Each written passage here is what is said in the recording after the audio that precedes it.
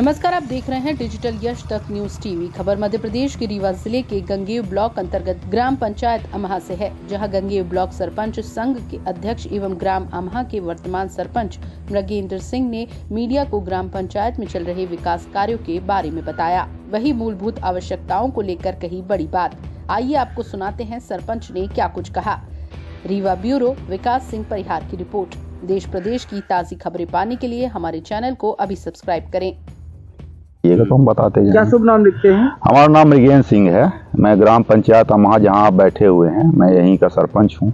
जी, आप स्वयं सरपंच हैं? हाँ, मैं ही सरपंच हूँ। पहली बार सरपंच बने कि इससे पहले भी रह चुके हैं? नहीं, पहली बार सरपंच। पहली बार ही बने हैं। हाँ। अच्छा, जब से सरपंच बने हैं आप, तब सभी तक में आपने क्या क्या निर्माण कार्य करवा दिया? हमारे यहाँ देखिए, एक तो जल संरक्षण के लिए ये जो साग पीट निर्माण होता है जी, ये हमने करवाया है जी। और दूसरा नाली निर्माण कराया है। कितने मीटर की होगी नाली?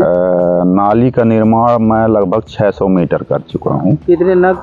और ये लगभग 4 नग में है। 4 नग में? हाँ जी। 5 नग में है जी, 5। और अभी एक सार्वजनिक शौचालय जिसको सामुदायिक स्वच्छता परिसर कहते हैं जी, उसका भी निर्माण किया जा रहा है। जी, और हमने विधायक निधि हमको जो पंचूला प्रजापति थे, जी, जी, तो इन्होंने भी मुर्मीकरण के लिए पैसा दिया था 2.5 लाख रुपए। जी, जी। तो वो भी काम हमने किया है। 2.5 लाख का मुर्मीकरण भी किया है? हाँ, मुर्मीकरण भी किया है। अभी जब से नारायण प्रजापति जी विधायक बने हैं तो क्षेत्र में कितनी बार उनका आना हुआ है? देखिए, हमारे रीवा जिले में सर्वाधिक मतों से वो जीते हैं और कहीं न कहीं से वो लगातार सामाजिक कार्यों में लगे रहते थे, हर जगह लोगों से जुड़े रहते थे और मृदुभाषी हैं, सरल भी हैं। तो निश्चित रूप से इसका भी फायदा हुआ उनको और विजयी हुए हैं। तो हम लोगों को एक उम्मीद है कि वो हम लोगों के साथ मिल के हमारे मनगांव विधानसभा के का ही, चूँकि ये ग्राम पंचायत हमारा हिस्सा है, तो हमें उम्मीद है कि वो मिल के एक विकास में हम लोगों का सहयोग करेंगे। और जब हमारी दूरभाष में उनसे बात भी हुई है तो उन्होंने ये आश्वासन दिया है कि हम मिल के सभी ग्राम पंचायतों के विकास में हमारी जो भी भूमिका होगी तो उसमें हम अपना सहयोग करेंगे। वो लगातार देखिए, जीतने के बाद हम तो देख रहे हैं कि शायद ही घर में वो आराम कर पाते हों। मैं तो जैसे देखता हूँ यूट्यूब में या जैसे भी फेसबुक में, तो लगातार वो किसी न किसी ग्राम पंचायत में ही रहते हैं। एक विकसित भारत यात्रा करके एक सरकार की योजना। विकसित भारत यात्रा हमारे यहाँ विकसित भारत यात्रा थी, उसमें हमने सांसद महोदय से भी बात किया था, विधायक जी से भी बात किया था। उस समय वो आपके भोपाल में थे, इस वजह से नहीं आ पाए थे। और निश्चित रूप से जब कभी ऐसा आयोजन होगा तो हम निश्चित रूप से उनको बुलाएंगे। अच्छा, अब आपकी पंचायत की मूलभूत जो आवश्यकताएं हैं, बिजली है, पानी है, या कि और कोई बहुत सारी समस्याएं हैं? देखिए, हमारे यहाँ लगभग प्रति 3 महीने में ग्राम सभा का आयोजन होता है और हमें ये कहते हुए बड़ी खुशी है कि हमारी ग्राम सभा में गांव के लोग एकत्रित होते हैं जी। और वो हमारे गांव में क्या आवश्यकता है, क्या समस्या है, उस समस्या का क्या समाधान है, इस पर चर्चा करते हैं जी। और जो वहाँ से प्रस्ताव होता है, प्रस्ताव ये होता है कि भाई हमारे यहाँ आपका कुछ रोडें हैं, जैसे आपका जो परासी है, परासी के अगर किसी व्यक्ति को सिरमौर जाना हो तो पहले गंगेव जाता है, गंगेव से लाल गांव, लेकिन एक तेंदुआ होते हुए अगर ये गुंदरी मार्ग जुड़ जाए तो सीधा मतलब ये आपका जुड़ जाएगा कहाँ से, सिरमौर से।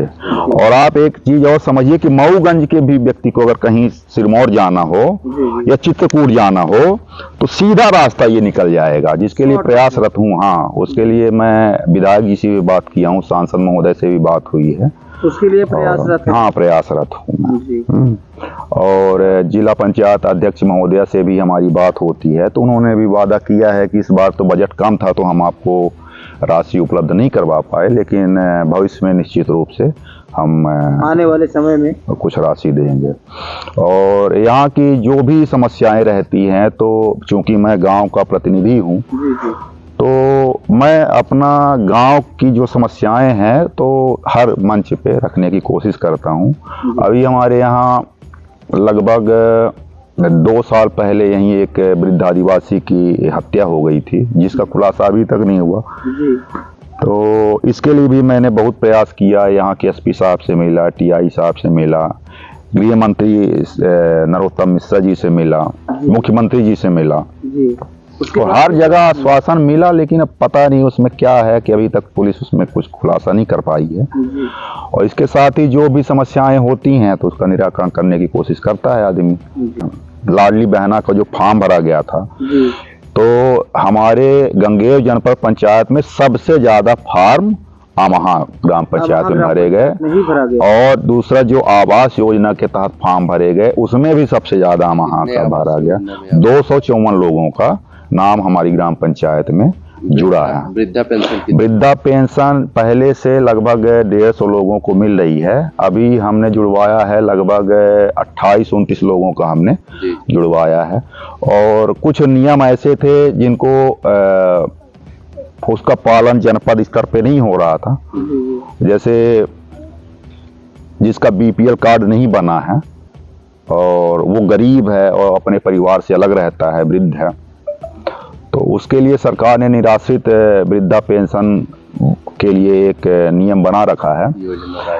लेकिन यहाँ एक ऐसी परंपरा बना दिए थे कि उसमें जिसका बीपीएल कार्ड नहीं है उसके लिए नहीं हो पाएगा। तो हमने जिला सीओ से बात किया, हमारे जो जनपद अध्यक्ष महोदय हैं आपके विकास तिवारी जी, तो उन्होंने भी प्रयास किया। तो सबके प्रयास से अंततः ये उनको कहना पड़ा कि आप लोग आवेदन लाइए और हम इस पर करेंगे।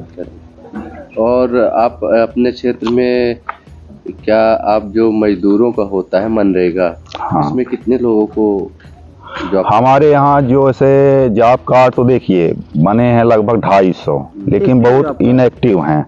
बहुत सारे लोग उसमें एक्टिव नहीं हैं। अब इसके लिए भी हमने जिला पंचायत सीओ साहब से बात किया कि भाई बहुत सारे मजदूर कहीं बाहर चले गए हैं जो हमारे गांव में उपलब्ध नहीं हैं, तो हम उनको डिलीट करके अपना सक्रिय रखेंगे। नए लोगों को जोड़ना चाहते हैं जो नया काम चाहते हैं। तो उन्होंने कहा कि हालांकि आदेश ये था कि भाई किसी का नया नाम नहीं जोड़ना है, लेकिन उन्होंने कहा कि ठीक है, अगर इस तरह की आप गाँव में समस्याएं हैं तो वो ग्राम सभा के प्रस्ताव में कि भाई इतने मजदूर पहले थे अब ये बाहर चले गए हैं या काम नहीं करना चाहते हैं, तो काम करने के लिए उन्होंने दिया है कि भाई आप जोड़ सकते हैं।